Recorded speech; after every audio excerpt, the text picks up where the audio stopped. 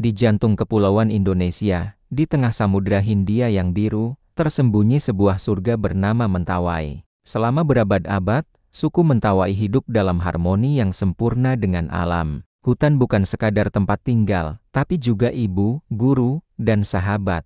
Suara burung, gemuruh dedaunan, dan nyanyian roh para leluhur adalah musik kehidupan mereka. Namun, roda zaman terus berputar, dan kini, gema perubahan mulai terdengar di surga yang tersembunyi ini. Kisah kita dimulai pada suatu pagi yang tak biasa. Suara burung dan gemuruh hutan kini bercampur dengan deru alat-alat bangunan yang membelah keheningan. Di tepi sungai, tempat anak-anak biasanya belajar membaca jejak satwa dan mendengar bisikan alam, para pekerja dari kota sibuk membangun sebuah sekolah baru. Di bawah pohon pandan yang rindang, 3 sahabat muda Mateus, Stepanus, dan Lilia duduk merenung. Lilia, dengan jemarinya yang terampil, menyelesaikan anyaman gelang dari akar wangi. Di sampingnya, Stepanus dengan sabar mengikir sepotong kayu, bahan untuk sampan impiannya. Lilia memecah keheningan, kemarin, Bu Narti dari kota mengajar kami lagu baru.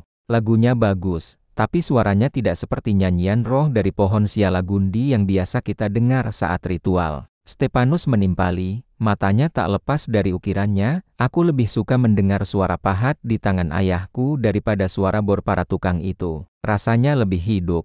Di antara mereka, Mateus terdiam sejenak.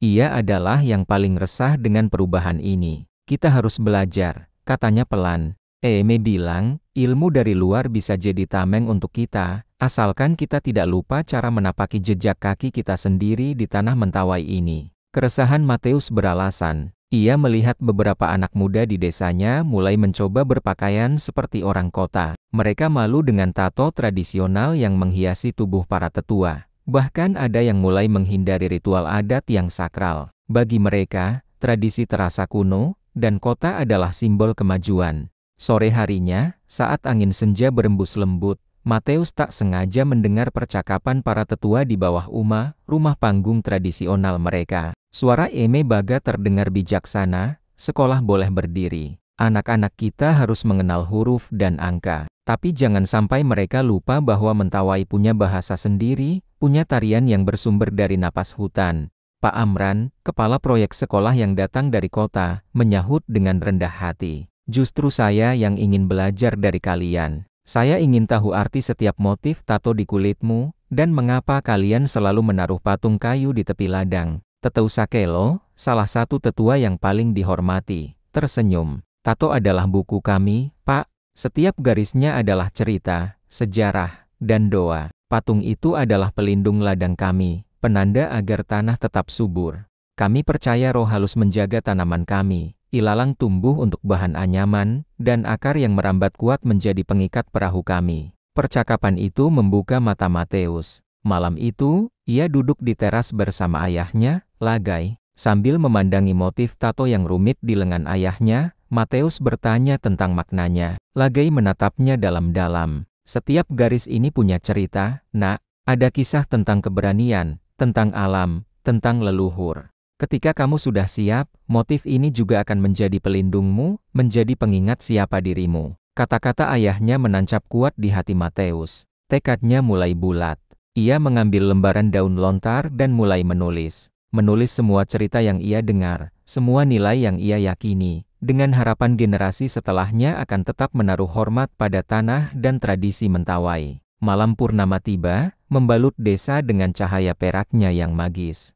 Di dalam tawa dan obrolan terdengar riuh, merayakan peresmian sekolah baru. Banyak orang tua yang merasa bangga anak-anak mereka akan mengenyam pendidikan formal. Namun, di sudut lain, keraguan terpancar dari wajah para tetua. Suasana terasa tegang. Di luar, di bawah kelamnya malam yang hanya diterangi obor, para pemuda berdiskusi. Sebagian bersemangat ingin mengganti kerajinan rotan dengan bahan plastik yang lebih praktis dari kota. Sebagian lagi mulai merasa malu untuk hadir dalam upacara adat.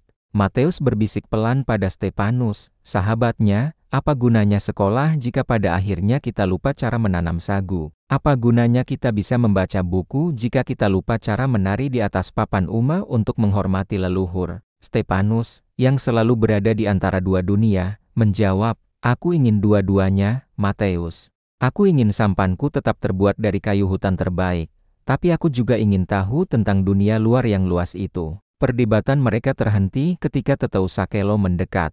Dengan suara tenangnya yang berwibawa, ia berkata, "Kami, para tetua, tidak pernah menolak perubahan. Tapi jika kalian semua ingin menjadi seperti orang kota, jangan-jangan nanti roh hutan tak lagi sudi berteman dengan kita." Tiba-tiba, Lilia maju ke tengah lingkaran, berdiri dengan anggun di depan cahaya obor yang menari-neri. "Kita bisa belajar dari luar," serunya lantang. "Tapi kita tidak boleh menolak warisan nenek moyang. Kalau nanti tak ada lagi si Kerei, sang dukun penyembuh, siapa yang akan menari memanggil hujan saat kemarau panjang? Siapa yang akan menyembuhkan kita dengan ramuan dari hutan?" Keberanian Lilia memecah kebuntuan. Pak Amran, sang pendatang, ikut berdiri. Ia mengajak semua berbicara lebih terbuka. "Dulu saya berpikir pendidikan itu cukup dari buku. Tapi malam ini, saya belajar bahwa buku tidak punya semua jawaban. Buku tidak bisa menjelaskan suara hutan atau makna tarian kalian." Ia melanjutkan, "Mengapa tidak kita kombinasikan keduanya? Gabungkan ilmu dari buku dan kearifan dari akar. Jadikan dunia dan hutan sebagai dua guru kita." Kata-kata Pak Amran menyejukkan suasana. Diskusi yang tadinya tegang berakhir dengan anggukan saling pengertian dan pelukan hangat. Malam itu menjadi titik balik.